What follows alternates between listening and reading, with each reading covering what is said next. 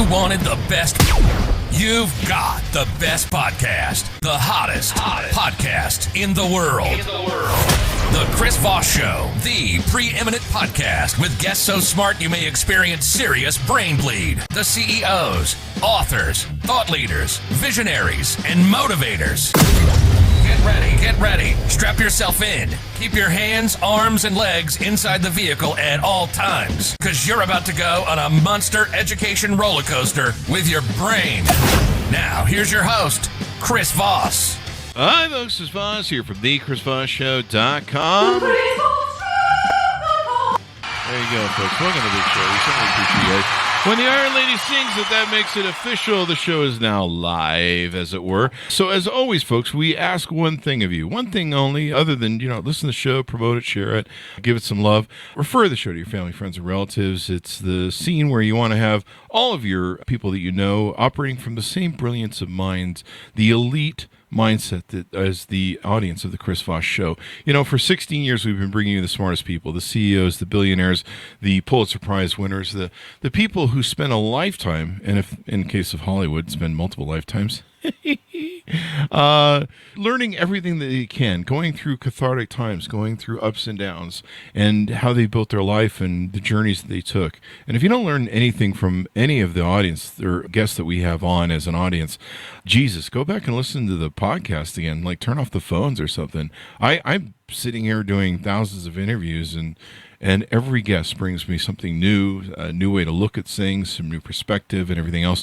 So as always, be sure to tune in for that and listen to the wonderful people we have on the show and support them as well for some of their books and some of the things they have. We have another amazing gentleman, entrepreneur, and author on the show with us today. Ben Leonard joins us on the show. His newest book came out October 5th, 2023. Quit Stalling and Build Your Brand. You don't need an MBA to crush it in Ecommerce is its title.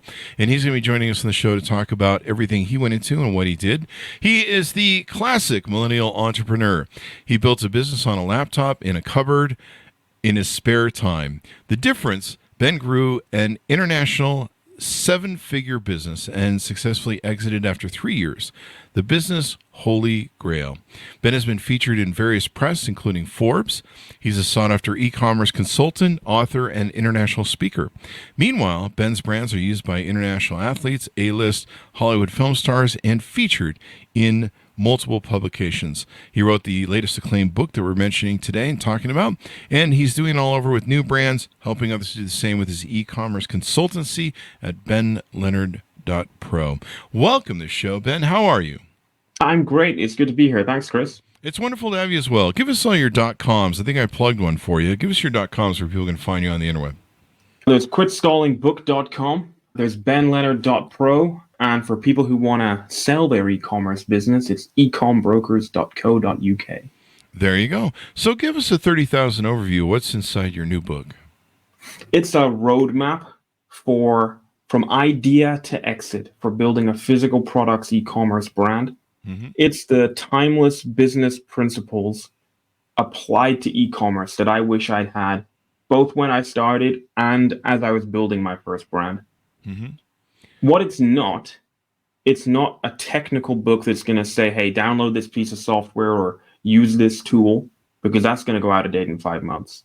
What it is solid, been there, done that advice that will transform your idea or perhaps existing e-commerce business into a legit brand that people will love and the one day you can sell for life-changing money. And it's my hope that this will be a valuable book, and so far it's going down really well, for people who are just starting out or somebody who's already doing 8 figures in revenue.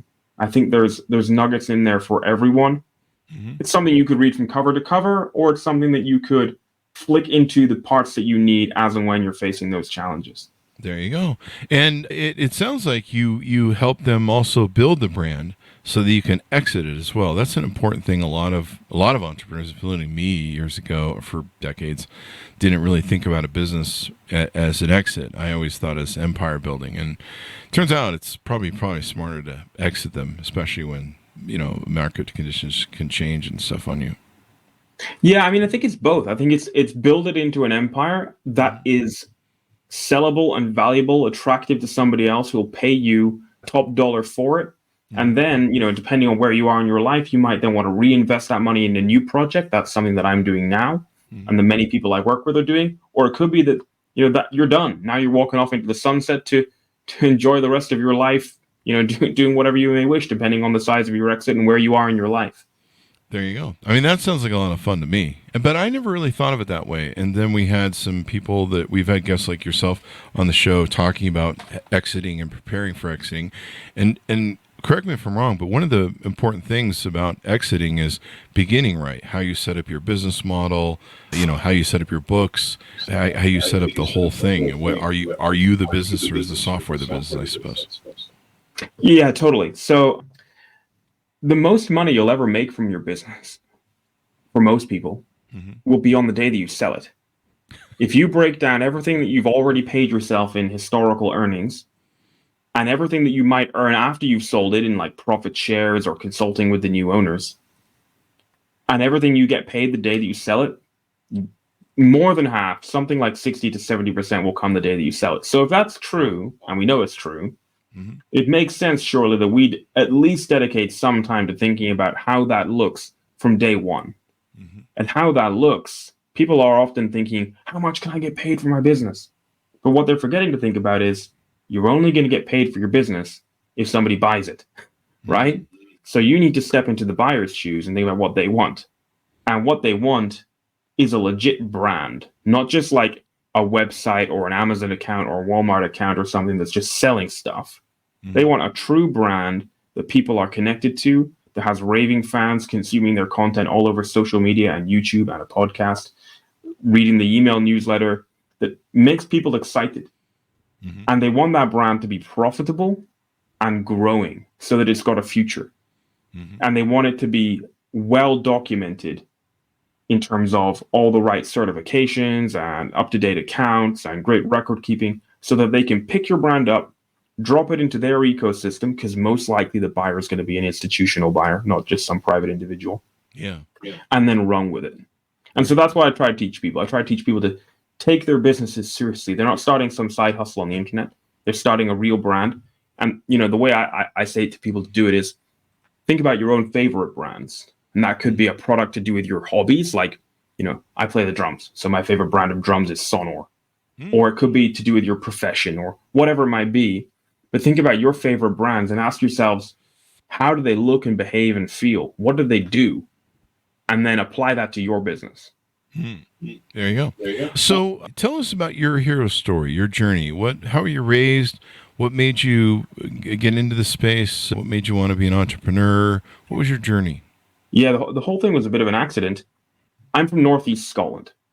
And the town I'm from is a small city called Aberdeen. It's an oil town.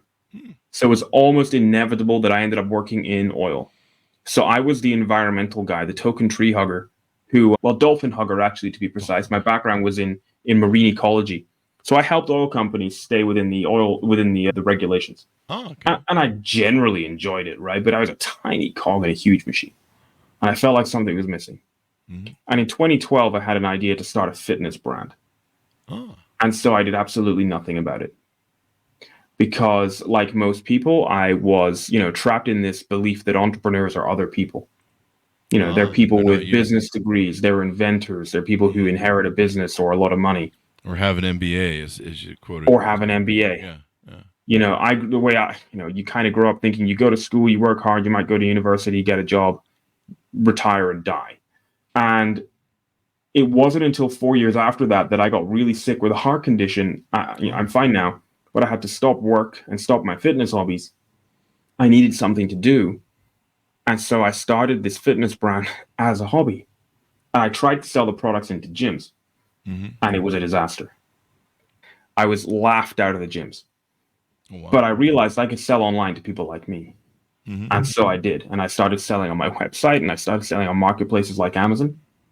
And before I knew it, turned out I was good at it. My grandparents on both sides were entrepreneurs. It must have skipped a generation.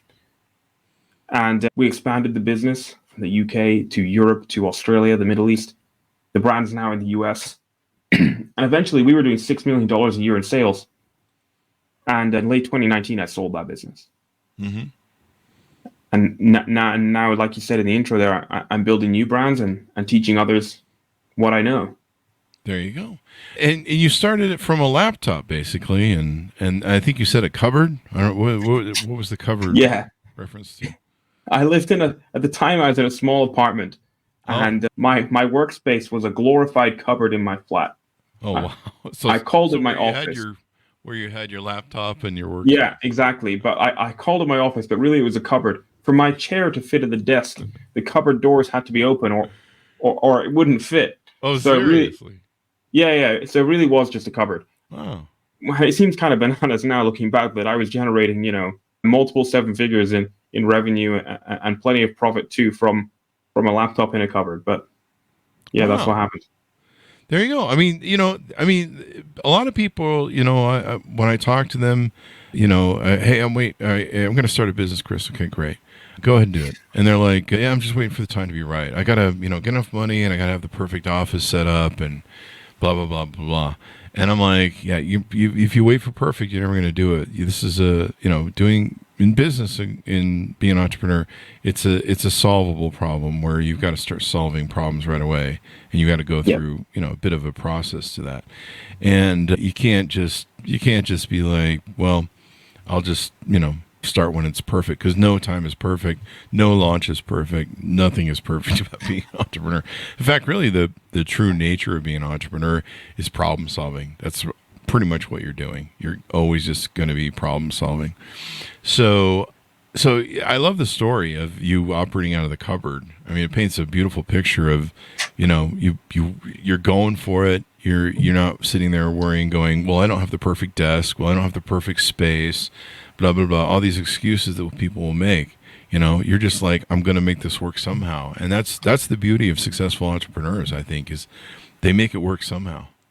Yeah, you hit the nail on the head there with a couple things, I think, which is, the idea of imperfection so often is from the most imperfect circumstances that the best ventures are born. Mm-hmm. And I would just say to people, the circumstances will never be perfect. For starters, perfection doesn't exist. So if you're going to take action, you might as well take action now. And I think a lot of people who want to start a business, they get intimidated because all over social media, I heard this. Somebody told me the other day, they call it entrepreneurial porn. All over social media, you see these entrepreneurs painting this fantastic picture of how wonderful they've got it and how great their business is and how productive they are and how wonderful their career is. But the reality, especially when we're starting out, we're flying by the seat of our pants. It's chaotic.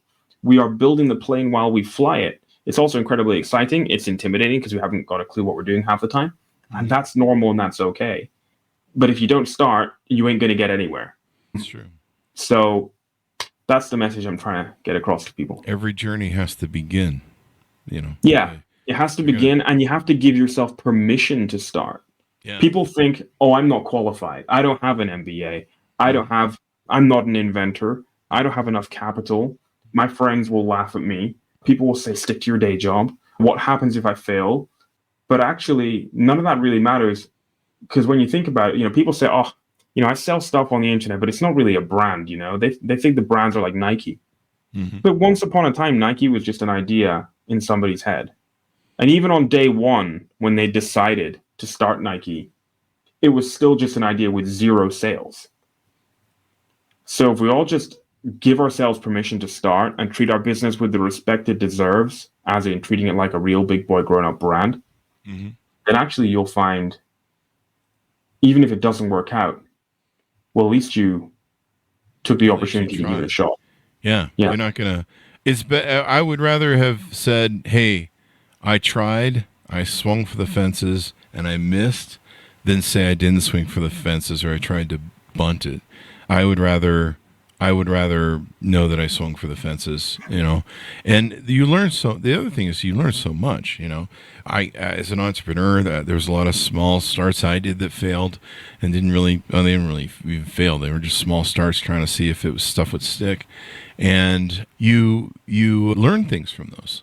And so even, the mistakes you make, even though the imperfection that you go through, you learn from those. And there's things that you learn from that eventually make it so that when you finally make things hit, or sometimes the things you learn are the things that make things hit, make all the difference. You targeted this book to talk about e-commerce and doing e-commerce very well. I grew up in a big brick and mortar world, and now everything is kind of pretty much e-commerce these days. How do you feel that e-commerce is better than maybe brick and mortar or doing other competing sort of businesses? So I don't think it's better. I just think it's different. Okay. It's I guess e-commerce is just like the world I'm in, the industry I'm in. Mm-hmm. But I see people absolutely crushing it in bricks and mortar businesses. And we'll always need bricks and mortar businesses for different things. You can't do, Cody Sanchez. She talks about acquiring bricks and mortar businesses. And one of the case studies that she's quite famous for is talking about laundrettes. Well, you can't do those online, right? Yeah. And so we're always going to need bricks and mortar businesses. And to be honest, so many of the principles in the book apply to bricks and mortar businesses. Mm-hmm. I think that where there's a lot of opportunity, actually, if it's something that you're into, to acquire antiquated bricks and mortar businesses, perhaps with owners who are of a different, or owners who perhaps are going to retire or something, who are of a different generation, who did a great job with it, but now it's time to pass the baton on. And it's then taking a bricks and mortar business that still needs to be a bricks and mortar business, but saying, how can we market this more digitally? Mm-hmm. Maybe even some sort of crossover there. Could be that you have a bricks and mortar service business. Mm-hmm. I don't know. Going to make this up on the fly now. You're in the pool cleaning business, right? That's it's not a bricks and mortar store, but it's a physical thing. Mm-hmm. But you spin off and you start selling pool cleaning accessories online, and you use your initial customer base and you say, guys, hey, you can get these on my website, and before you know it, you're actually then selling them nationally and potentially internationally. So there's absolutely a ton of opportunities in bricks and mortar. Bricks and mortar is absolutely not dead. Bricks and mortar retail is perhaps going to change significantly. Although, having said that, right, so many people banked on retail coming, more or less completely online with the COVID pandemic, and it didn't. It came up a lot, but it didn't stay there. And people have gone back to buying from bricks and mortar stores as well as buying online. There you go. I thought it was interesting. I don't know if there's numbers out yet, but for Black Friday, there weren't any of the stores were empty. It's kind of interesting. And they didn't have people getting trampled and all the rioting that, we all kind of enjoy watching the videos sickly sometimes. That didn't happen this year. No. And do you think we finally made the conversion to where people are just buying online? Is this I think that we're getting there, right? So I think that bricks and mortar retail will continue to be part of the mix, but e-commerce is only going to continue to take more and more share of it. Mm-hmm. Especially as you look now, you got Amazon and other organizations trialing drone deliveries. We've got the ability to place an order and have it delivered to our house within hours. Yeah, I got something from Walmart in an hour yesterday. Yeah, the convenience is just remarkable. Why would I go stand in a huge line, really unpleasant experience when I could just get it online? It's very true, especially at Walmart. Especially Walmart. The thing I'm sick about at Walmart is the stupid self-checkout things. And I think yesterday I made the decision that I'm just not going to deal with it anymore. I'm just going to have delivery done. But yeah, I was really shocked at how many people it didn't appear were doing Black Friday, weren't in the stores. I saw the videos of employees posting stuff. There wasn't the crush of people. I'm pretty sure we're not in a bad recession where people just weren't spending money. I think they just pretty much all did it online. I know I was sitting around online waiting. I had like 50,000 things I wanted to buy if the price dropped and something stupid, I'm like, I'll pick that up. But and I already broke the bank on Black Friday.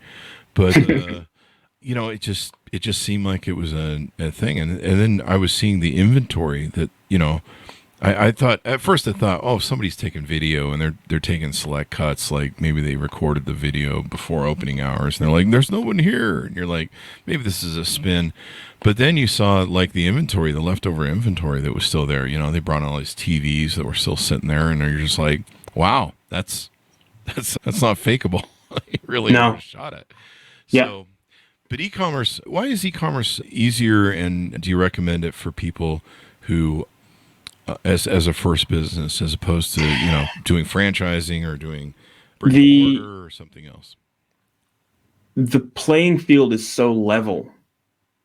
Years ago, people like me couldn't have got into entrepreneurship, but now the abundance of free and affordable knowledge online, and free and affordable platforms online, and the ability with us to work with manufacturers on the other side of the world through free and very affordable platforms like Alibaba for finding manufacturing partners, for instance, means that the playing field is so level. Yes, you need some startup capital to get going in the first instance, but other than that, it's a huge leveler.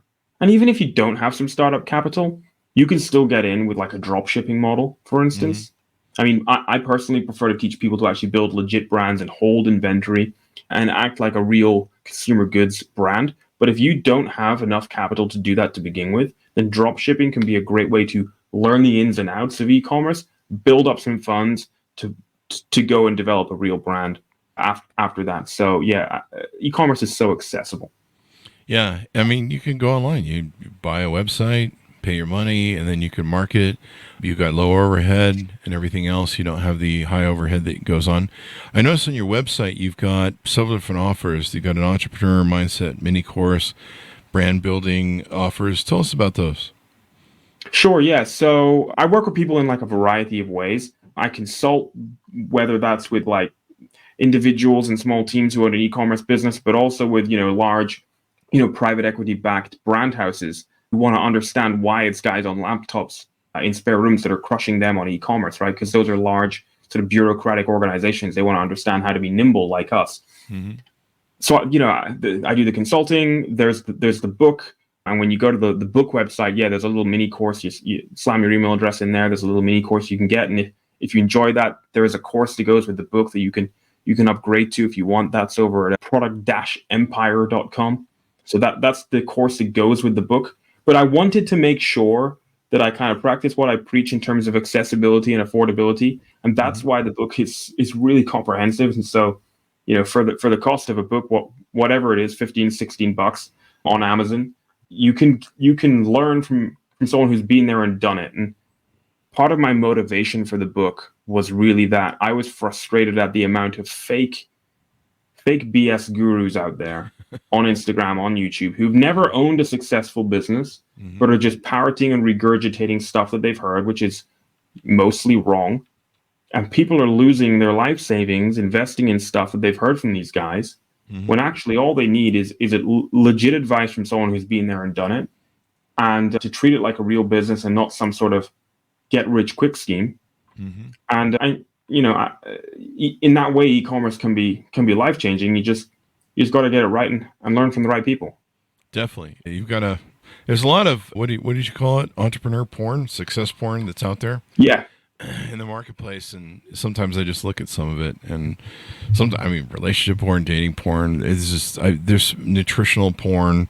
There's so many of these people out there that you're just like, we really need to see your degree or something, because like I some of them are just quite. It's interesting to see when people that I guess clearly have the degrees and the knowledge call out other people, and you're like, oh wow, okay, that's going on. So there you go. So how can people onboard with you, coach with you, et cetera, get your personal assistance through your website? I know you have a broker's site too. We should probably get a plug in here and explain how that works too. Sure, yeah. So when I sold my first business back in 2019, the brokerage I worked with could have done a slightly better job, and my accountant has sort of close to 30 years mergers and acquisitions experience. So she and I decided to do a better job. So we set up e-com brokers. So we're based in the UK, but we got a deal director sitting over in Chicago. So we help e-commerce business owners plan and then execute their exits. mostly physical products brands, but also a bit of software too. Range of things. We're selling somebody's business right now. It'll go for about 700K. In January, we'll sell somebody's business for about 12 or 13 million. So there's a huge range there. And if you're looking to buy a business, that's a great way to get into e-commerce. Hit us up as well. So that's over at ecombrokers.co.uk. And then just in terms of getting in touch, you can email me, ben@benleonard.pro or ben@ecombrokers.co.uk. I'm all over social. My handle's @benleonardpro. I'm on LinkedIn. I'm very approachable. I'm happy to help or point people in the right direction if I can't help. And if you want to get inside my brain, honestly, the best thing to do, sure, you can book my time if you want on my website, but it's much cheaper to just buy the book. Buy the book. There you go. And all that good stuff. So this has been really insightful. We got all your .coms there as we rounded out, didn't we? I think we did. Best thing to do is search on Amazon for Quit Stalling and Build Your Brand. Yeah, quit stalling and search on Amazon for Quit Stalling. There you go. Thank you very much for Ben for coming on the show. We really appreciate it. Thanks for having me, Chris. Enjoyed it. Thank you. And thanks to our audience for tuning in. Order up the book wherever fine books are sold. Quit stalling and build your brand. You don't need an MBA to crush it in e-commerce. And I can second that motion. I never went to college. I did get a virtual MBA by ordering Harvard Business Review lessons and studying every book I could on business, but I never went to college and built multi-million-dollar companies all my life. So I can tell you, you don't need an MBA. You don't need all the excuses you think you have. Just about anybody can be successful. Jesus, if you met me, well, I wasn't an idiot. I've gone back and read some of the stuff I was writing back then, but I don't think I was the brightest stick of wood back in my day, and somehow I made it work. So you can too. Order Up, folks, by Ben Leonard, available October 5th, 2023. Thanks for tuning in. Be good to each other. Stay safe, and we'll see you guys next time.